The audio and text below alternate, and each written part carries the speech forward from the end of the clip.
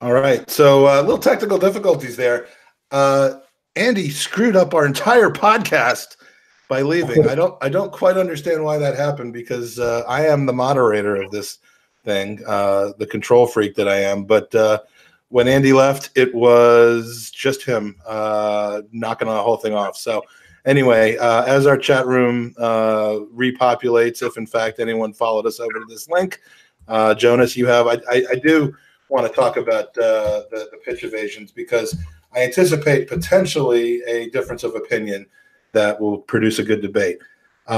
Gav, you first, though. What is the solution? I mean, the guy's going to jail for some period of time.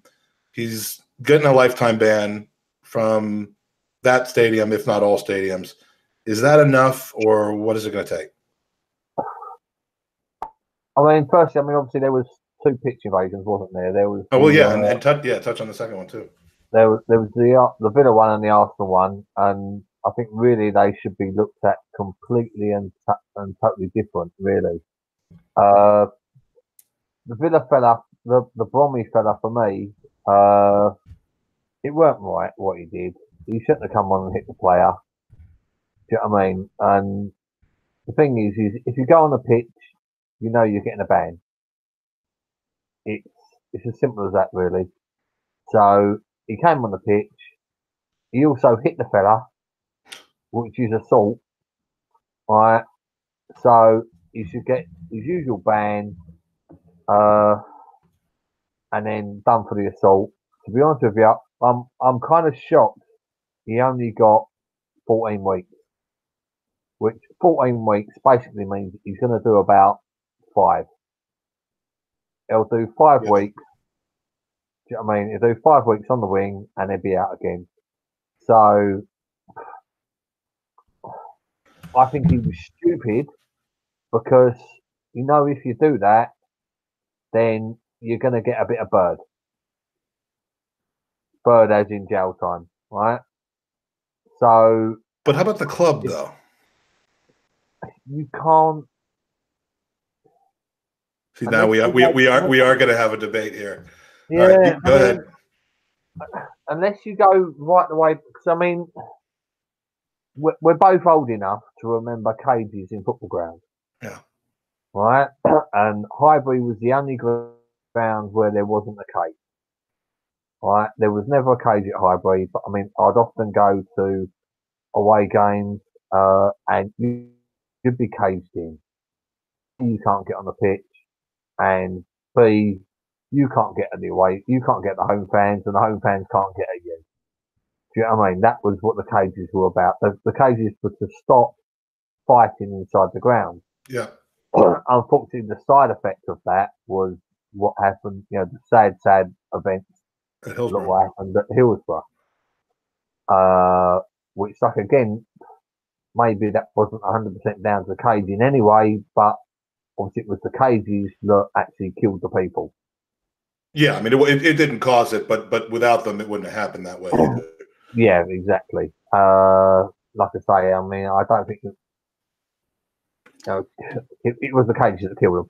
So, nobody wants to go back to then. Do you know what I mean? Nobody wants to go back to being caged in at football grounds because if you're down the front, you can't see fuck all. Do you know what I mean? If there is any security issues, and what we've got to be more concerned of these days in the UK, is terrorists. If there's, you don't want to be in a caged-in situation in a football ground when there's a terrorist incident going on. Do you know what I mean? If there's a terrorist incident going on in the football ground, then unfortunately or unfortunately, the safest place for a lot of fans is going to be to get on the pitch straight, get in the middle of the pitch. So there is that dilemma that you've got to have at the same time.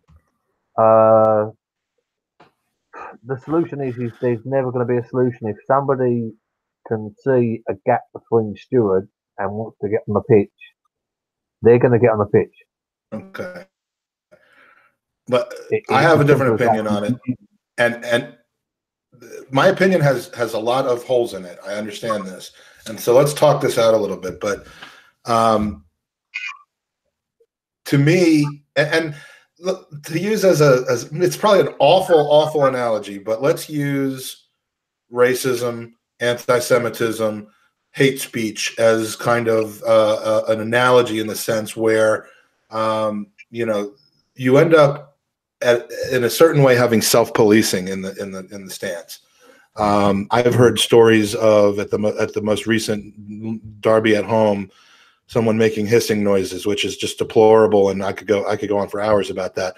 But the fact was, it was self-policed and shut down immediately, not by stewards, not by police, but by fellow supporters who said, "You're not going to bring our club in disrepute like that." And the guy was run out of the stadium. If you go back to the 80s, Mike, I mean, that's how there was never a National Front hard right stranglehold over Arsenal, because it was self-policed.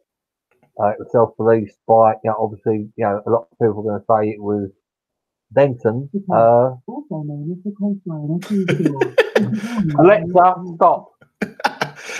Yeah, right? But I mean, but like I say, it was more than that. I mean, it wasn't just, like I say, it wasn't the fact that we had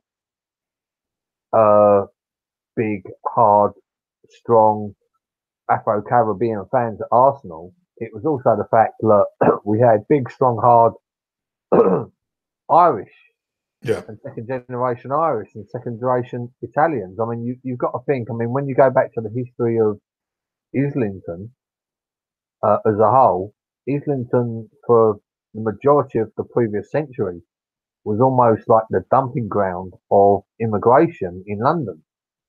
You had the Irish that come over, in the late 1800s, and then you had, the Italians that come over in the late 1800s, which is my great grandparents on one side. You had the Irish that come over in the early 1900s, which was my great grandparents on the other side, and you have the Afro-Caribbeans. So when Arsenal moved into them, you had this melting pot of Afro-Caribbeans, second-generation Irish, second-generation Italian. There was no way that was ever going to be a racist melting pot, really, for any football fans. So, I mean, like you say, I mean, it was back then very, very much self-policed.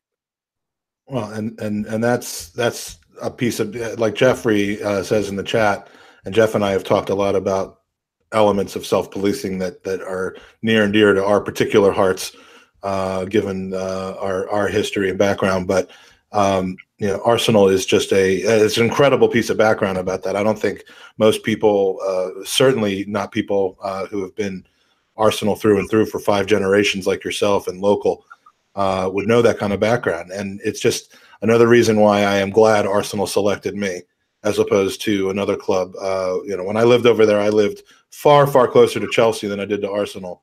But Chelsea were a second division team, and I just never heard of them before I fell in love with Arsenal already. So I mean, like I say, I mean, and even like I say, I mean, I'm presuming you're from a Jewish background, Mike. Yeah. And like I say, no. But like I say, even honestly, mate, I don't see colour, race, religion, mate. I don't see it. You know what I mean? That's why I asked.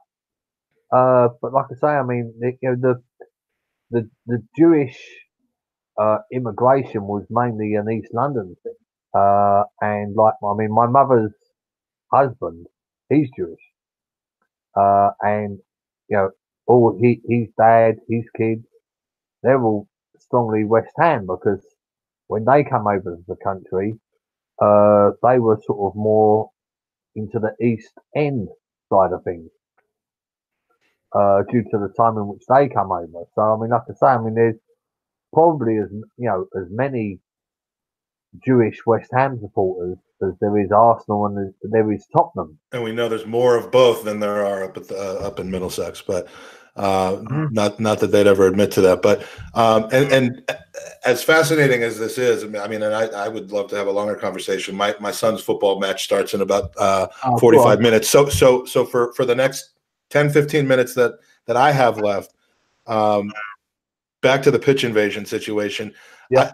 There are two penalties, as I see it, to the club, other than a fine, that could be applied here. Now, my original viewpoint on this happened prior to the Arsenal match on Sunday, which unfortunately you can't be hypocritical and apply it in one situation, not the other. But my first instinct is the team has to suffer in order to, not because it's necessarily something that could or they were negligent in stopping, but as a deterrent to help self-policing. I mean, that man that came on the pitch and hit Jack Grealish had absolutely no care about the consequences to himself, and that's his right to not care about the consequences himself. Doesn't give him the right to do that, but it only impacts him.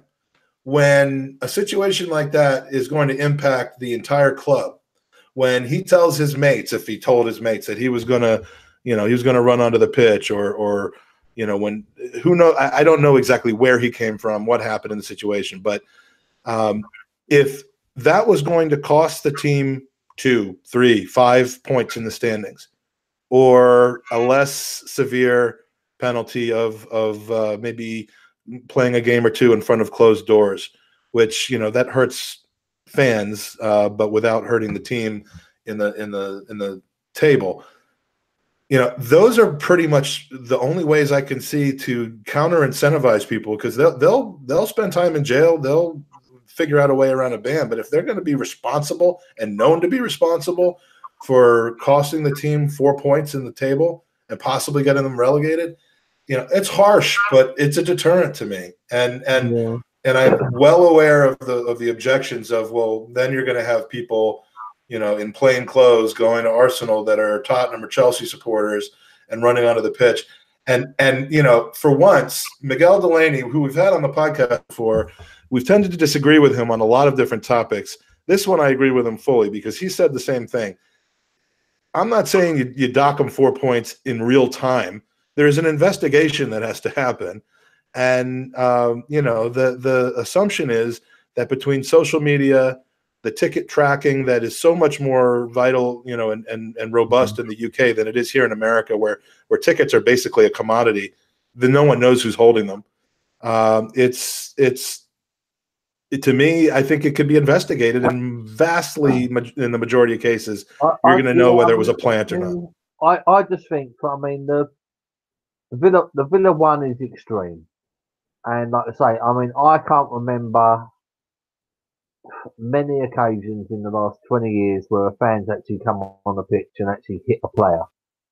I can't remember any in my lifetime. I can remember one where the player went off the pitch and hit the supporter. Yeah. Oh yeah. And Cantona. I did actually see when he was an Arsenal goalkeeper, and he was on loan and in Germany, and an opposing fan come on the pitch and he hit him and knocked him on his arse. Oh, jeez. Right? No, the Arsenal keeper hit the fan. Well done. Right? I'm trying to think what his name is. That's happened in some instances here in the States and other sports, basketball and otherwise. Yeah. There was a really bad instance in basketball where the players went in the stands. That was a nightmare. But and anyone who's in my age bracket will remember Monica Seles, probably the most extreme example of a professional athlete being attacked during a sporting event. She was stabbed by a boning knife, which fortunately, it wasn't the kind of knives that people unfortunately are getting, carrying around and committing violence with in the UK. And it certainly wasn't a gun, which everyone and their mother has over here. But, that was a really scary thing. And frankly, you didn't really see any changes to, courtside security in tennis. But I don't know. Everyone in the chat is agreeing that, there could have been a knife, despite the security measures at the turnstiles.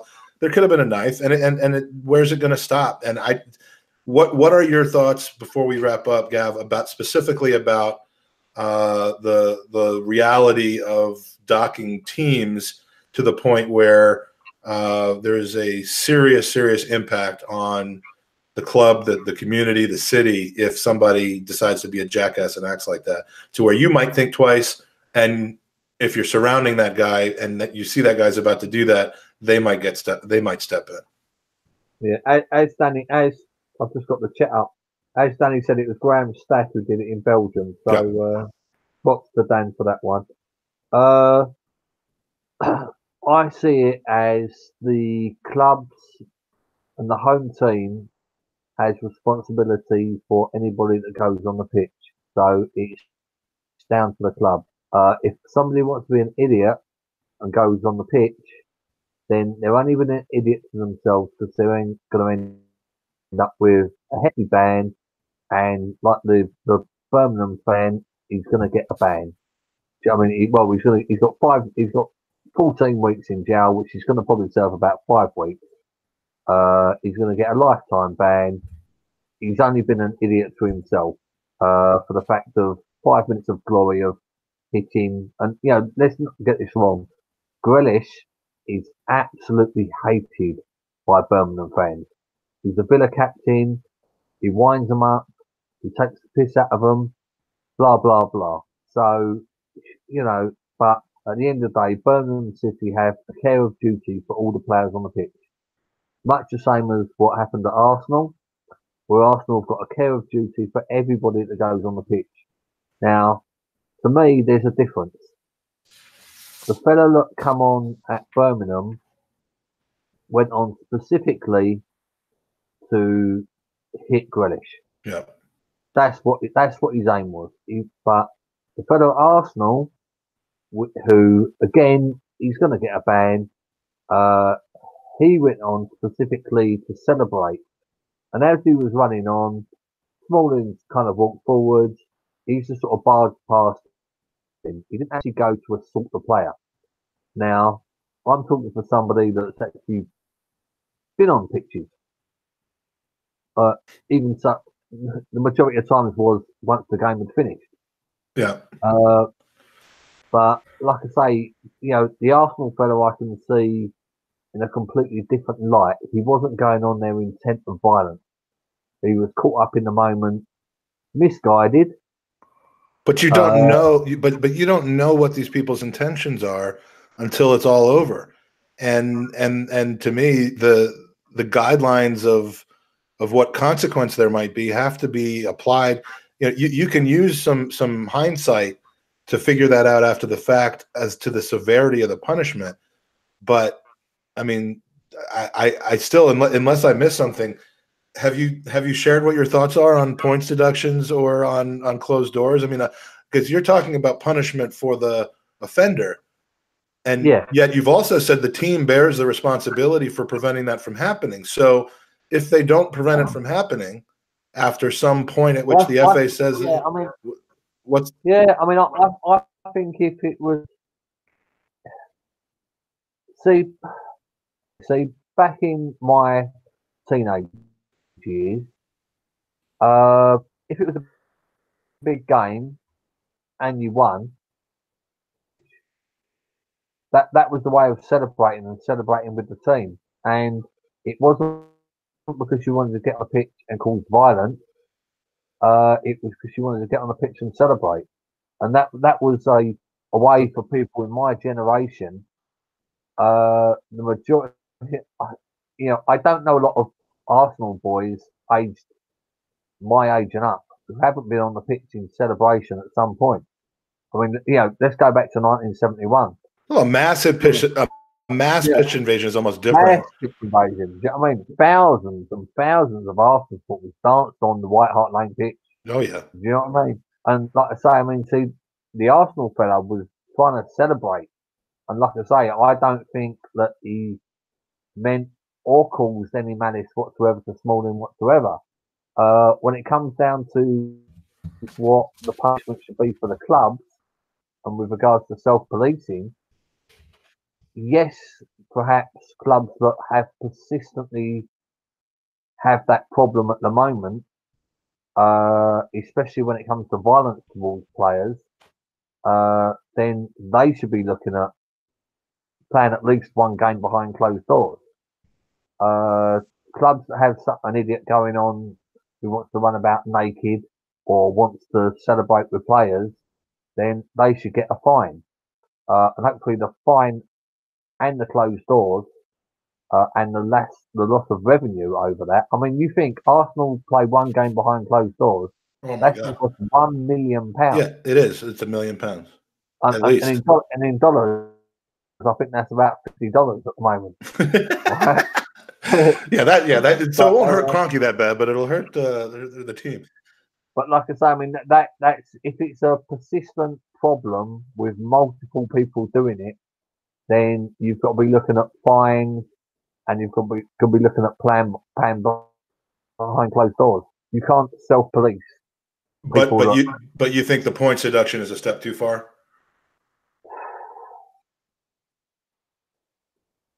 I think for one person doing it out of the blue, then yes, completely.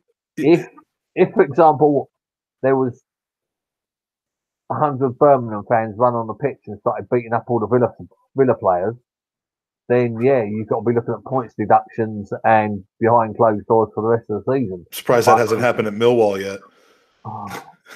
Well, Google what happened at Luton. What happened?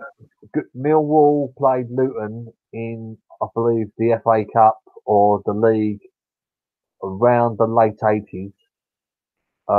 And not only did the whole of the Millwall section get on the pitch, so did all of the seats. Oh, and it's probably one of the worst hooliganism you've ever seen. Millwall and Luton were first division back then. And when Millwall was in the first division, I was just a 15-year-old dumb American who didn't know anything, and even I knew not to go to the game where Millwall was coming.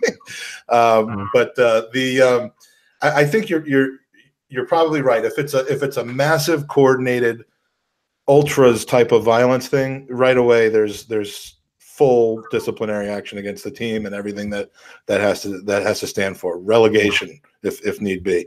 If it's the wacko, maybe you do a sliding scale where the first one is a fine, assuming there's and I guess it does have to be related to the outcome, because if it's one wacko and he stabs somebody, a fine's not going to cut it. Again, the issue is, there should have been more security, because Birmingham Villa is a huge derby. But you can't stop it all. You can't stop it all. There is 3 or 4 generations of hatred. It's a proper hatred. So really, Birmingham should have had more stewards and should have stopped it. And I'm sure the next time that Birmingham play Villa, look, from that section of the ground, there'll be a complete line of stewards, and nobody can get through. A literal wall of stewards. A literal wall of stewards. Can the pay that you have those people do that not possibly be a better outcome than the cost of having to play behind closed doors or a point deduction? And I just think for those who have said a point deduction under any circumstances is too severe. I disagree. I don't think you do it on the first time. I think there has to be a well-publicized sliding scale, because you're not going to have somebody do that if you know that you're going to be the guy that goes down in infamy for relegating Newcastle because you were a jackass and you went onto the pitch. So, Gav, thanks for spending the extra half an hour because it's a pleasure. We didn't do our normal finish because we didn't know we were finished on the last pod. So I'm just gonna put this up one more time. Please, if you can help us nominate for the Football Blogging Awards, you can just go to www.votegooners.us or go to the footballbloggingawards.co.uk. Karen wants to know if the Second City Derby is that what we call Birmingham and Aston Villa? Birmingham is the second biggest city in Is that derby bigger than Arsenal versus Tottenham in general? Not in your mind. I can't imagine it is, but historically speaking, maybe. or the Tyne-Wear. If you ask a Birmingham City or a Villa or a Birmingham or a Villa City, they'll say it's ever so much as hateful as Arsenal Tottenham. If you ask an Arsenal Tottenham fan, they say it's not as hateful. So the eye is in the beholder. But I mean, what you've got to bear in mind is from from my experience with both Birmingham and Villa fans over the years, they're both a naughty group. So you put the two of them together, it's yeah, bad. They're both a naughty set of supporters. Yeah, I mean, I could tell you a few stories about both of them. Yeah, I mean, I've had police escorts out of Birmingham, but yeah, so they're both a set of supporters. And like I say, I mean, you know, it is the hatred that they've got with each other. It's real. It's real, yeah. It's as much as the hatred Arsenal and Tottenham fans have of each other. It's as bad as each other. Well, Gav, tell us where we can find you on Twitter, your blog. Where can people find the paraphernalia to surround themselves in? Many bloody different ways of contacting me. Well, let's spill them all out. This is the time. No, just on Twitter @SheWar.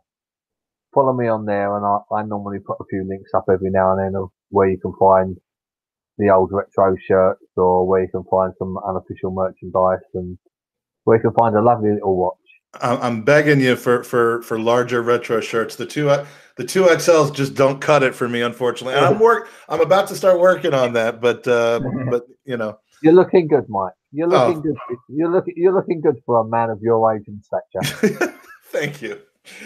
I appreciate that. The stature is bent over and horrible posture. But you said stature, not posture. Anyway, thank you very much, everybody, for listening. Anyone who came over in the chat, we appreciate it. And please remember to subscribe to the podcast. There should be a link right over Danny's head pretty soon. Thanks, Danny, for joining us and for being a good sport. I'm going to go make out with that now after the podcast is over. And Jeffrey says, look at that punum, which is a lovely Yiddish word that means disgusting face with lots of hair. So anyway, thanks for joining us. We'll all hope to get through the Europa League on Thursday, and then it's about 3 weeks off. So in the meantime, come on, you Gooners. You're on the Arsenal.